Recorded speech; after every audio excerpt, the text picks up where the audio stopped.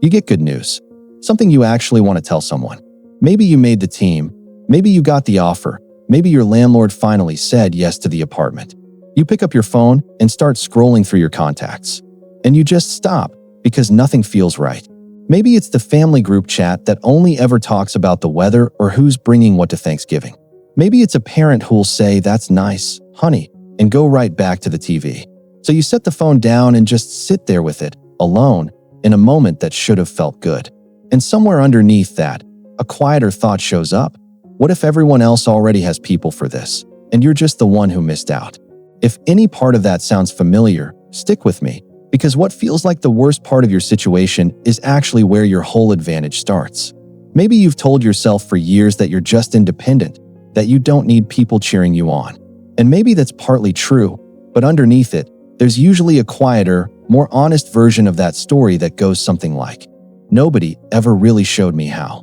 Here's what nobody actually tells you. The problem was never that you don't have support. The problem is you've been looking for it from the same people, over and over, for years, and every time it didn't show up, you counted that as proof something's wrong with you. It's not proof of anything. Plenty of people grew up in houses where nobody ever learned how to show up for each other, not because they didn't care, but because nobody ever showed them how either. So what you've been feeling isn't a verdict on your worth. It's just a gap. The same way a toolbox missing a wrench isn't a broken toolbox, it just needs one thing added to it. And that gap gets filled, on purpose, by you, starting today. That's really the whole shift in one sentence. And it comes down to 4 specific things you build for yourself. Think about the difference between 2 people going through the exact same rough year. One sits around waiting for someone to finally step up and help. The other quietly starts building 4 small systems, and 6 months later, looks like a completely different person, even though nobody outside actually gave them anything extra. Here's the thing about these 4, though. 3 of them are things you do. The 4th one decides whether the first 3 actually hold up past week 3, and most people never find out it exists until they've already quit twice. People with real support get something without even noticing it. Feedback. Someone tells them when it's going well, someone tells them when it's not, and that keeps them from quitting too early or drifting for months without realizing it. So you build this yourself. Every Sunday night, same time, you write down 3 things. 1 thing that actually moved you forward that week, 1 thing that flopped, and 1 small adjustment for the week ahead. It sounds almost too simple to matter, but this one habit does the exact job a mentor or a supportive parent would have done. Go back and read your first entry after 2 months, and you'll see the distance you've actually covered in your own handwriting, instead of just guessing based on how you feel that day.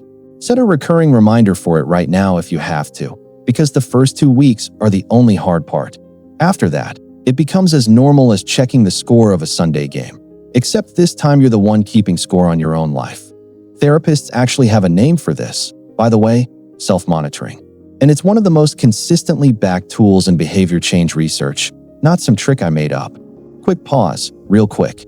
If this is actually landing for you so far, hit subscribe right now. Takes 2 seconds, and it's genuinely how this reaches someone else out there who needs to hear it just as much as you did. Most people get the next part completely backwards. They wait for support to show up naturally, from the same family, the same old friends from high school, whoever's already around. That's passive, and it rarely works if those people were never going to change. So instead, you go build a new circle on purpose around whatever you're actually chasing. A local group tied to your goal, even if walking in alone the first time feels awkward as hell. An online community that's actually active, not just a server you joined once and muted. 1 person you messaged this week, just to say you like their work and you're building something similar, nothing fancier than that. This isn't networking in some stiff corporate sense. Give it 3 months of doing this consistently, and you'll notice you're not the person with 0 support anymore. You're just the person who built theirs instead of waiting to be handed one. And here's the part that surprises most people once they actually try it. The awkward first 10 minutes almost always fade fast, faster than you'd expect. Quick question, actually. Of the 2 things we just covered, which one have you already quietly decided you're not going to bother trying? Be honest, because that one's usually the one you need most. Without anyone cheering you on, it's easy to lose track of whether you're actually moving or just staying busy and calling it progress. So you need proof you can actually look at, not just a feeling you're hoping is true, because on a bad day, feelings will tell you nothing's changed even when plenty has. Pick one thing every month that's genuinely finished, not started, not planned, finished, and keep a running list somewhere you'll actually see it. This isn't about bragging to anyone. It's about having something real to point to on the days your brain tries to convince you nothing's working, because 6 months from now, that list is the difference between thinking you've made progress and actually knowing it, with dates attached. And once that list gets long enough, something shifts in how you carry yourself, even before anyone else notices. And here's the last one. Remember earlier, the thing I said decides whether the other 3 actually hold up? This is it. When you've got support, someone else witnesses your effort. They see you trying, even when you fail, and being seen like that matters more than people realize. Without that, you have to learn to witness yourself. At the end of a hard day, you say it out loud, even if it feels a little ridiculous the first few times. I showed up for that today. This is close to what psychologists call self-compassion practice, and the research on it is pretty clear. People who do this consistently stick with hard goals longer than people who just grit their teeth and push through silently. Not for a reward, not to convince anyone of anything. People who skip this step tend to burn out faster, not because the work's too hard, but because it feels invisible. This habit makes sure it isn't, because at minimum, one person always noticed. You. Some people write it down instead of saying it out loud, just one line before bed, and that works just as well. What matters isn't the method, it's that the effort gets acknowledged by somebody, even if that somebody is only ever you.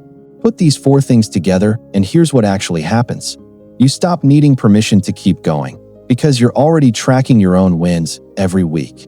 You stop waiting for the right people to magically show up, because you went out and found them yourself, one slightly uncomfortable message at a time. You stop doubting whether any of this is working, because you've got real proof stacking up that you can actually see. And you stop feeling invisible, because you learn to notice your own effort before anyone else ever does. None of this makes the lack of support painless.